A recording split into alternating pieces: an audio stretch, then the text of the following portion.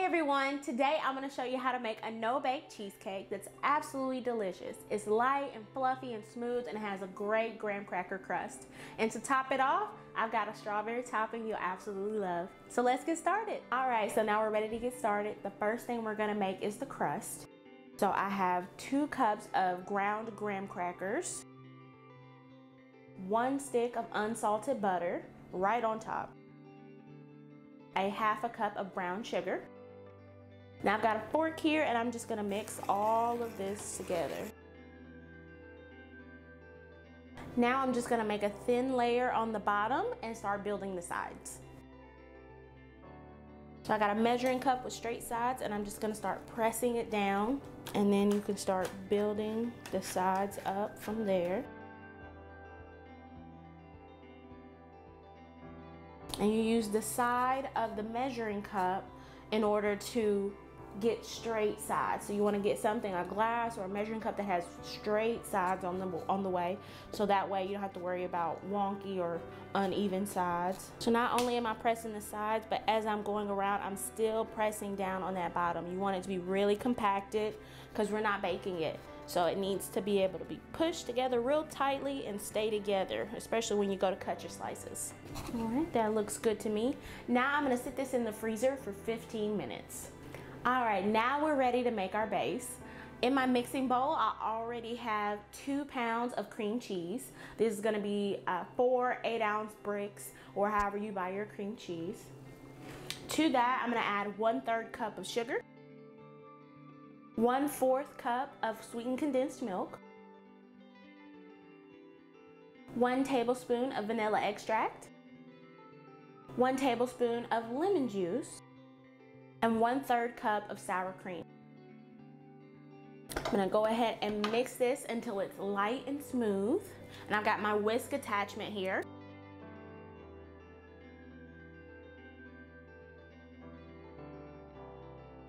Every now and then, make sure you stop to scrape the bowl to make sure you're getting everything mixed in.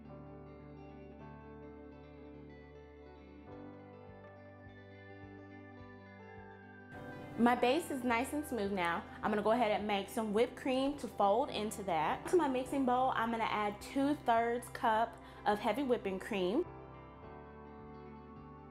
3 tablespoons of powdered sugar. Now I've got my whisk attachment back on here and I'm gonna whip this until it's at a stiff peak.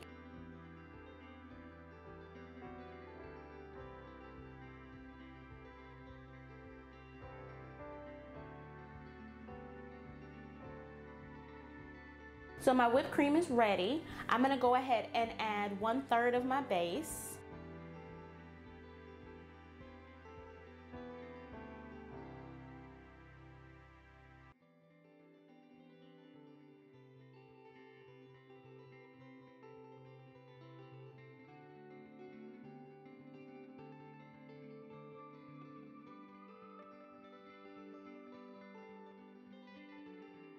You see how that just suddenly became light and fluffy? It's like magic. I'm gonna go ahead and add another 1/3. I'm gonna add my last 1/3 of base. And I'm also mixing this on the highest speed. I want as much air in here as I could possibly get to make it really light and fluffy.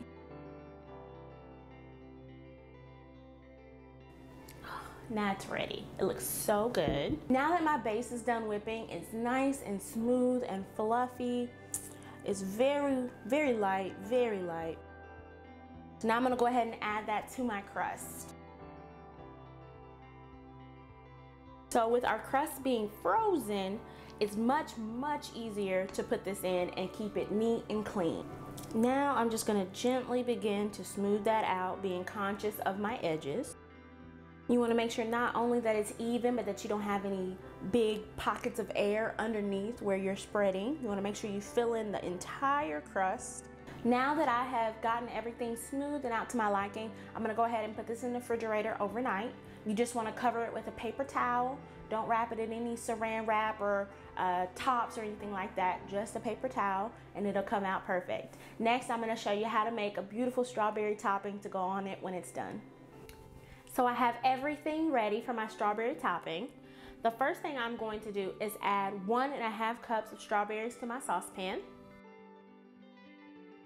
Next, I'm going to add 1/2 cup of water, 3/4 cup of sugar, 1 tablespoon of lemon juice, 1/2 teaspoon of vanilla extract. In a separate bowl, I have 2 teaspoons of cornstarch. To that, I'm going to add 2 tablespoons of cold water. You want to make sure it's cold. And I'm just going to pour that right on top and give this a mix. Now I'm just going to look on the bottom. That's why I like using a glass bowl for this. I'm going to look on the bottom to see if there's any clumps. And if so, I can get those mixed in. The reason you want to use cold water is because if you use warm water, it will start to clump. Cornstarch, of course, is a thickening agent. So it will start to clump and you'll have gelatin-like clumps in your food. So you'll want to make this mixture, which is called a slurry. It saves a lot of time and a lot of effort. So just make the slurry. I'm going to pour that right on top as well. I'm going to give this a rough mix. Now I'm going to cook this down on the stove. Now that I've got it to a rolling boil, I'm going to bring the temperature down to about a simmer and continue to cook these strawberries down. My strawberries have really cooked down. This is looking more like a syrup and it's slightly thick. It'll get thicker as it cools off. I'm going to go ahead and remove it from the heat. And I've already tasted it and it does not have any taste of cornstarch. So I'm going to go ahead and remove it and let it cool. My strawberries are off the stove and I've transferred them out of the saucepan and into this bowl so they won't cook any further. Now to my hot mixture, while it's still hot, I'm going to add 1 tablespoon of butter. And this is going to make it really buttery and silky and luxurious. Now my strawberry sauce is cooled. I'm going to go ahead and add 2.5 cups of fresh cut strawberries. Now I'm just going to mix these together. And this looks very decadent. I'm into it. This looks amazing, actually. This looks delicious. I can't wait to try it. My cheesecake has been sitting in the refrigerator for about 12 hours. So I'm going to go ahead and take it out of my springform pan very gently.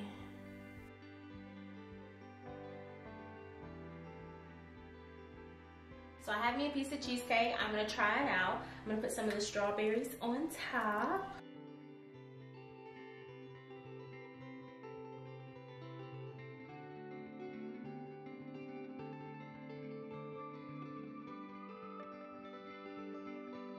That's delicious. I love how you've got the thickness of the strawberry sauce and yet the cake is light and fluffy. You've got the graham cracker crumbles around it that just add a little extra texture to it. It's so good. It's not too sweet. Now, one thing I would suggest to remember while making this cheesecake as a tip, pack your crust down as much as you can, as firm as you can, because this is a no-bake recipe. There's nothing baking and holding your crumbs together but that butter that we put in. So the crust on this one, when it's a no-bake, it can be a little bit crumblier. So if yours turns out like that, don't worry, it's normal. It's completely normal. It's because it's a no-bake recipe. Now if you bake the crust and then put this in there and let it chill in the refrigerator, it would be a whole lot firmer. You'll be able to do a little bit more with it. I think this is a great recipe for beginners, people who are trying to learn baking and really want to test things out but don't have to worry about an oven and if it's done and things like that. I think this is a great introductory recipe for a cheesecake. So if you like this recipe, don't forget to give it a thumbs up. It really supports my channel. And go ahead and subscribe for the next video. I post every Friday. Thanks for watching.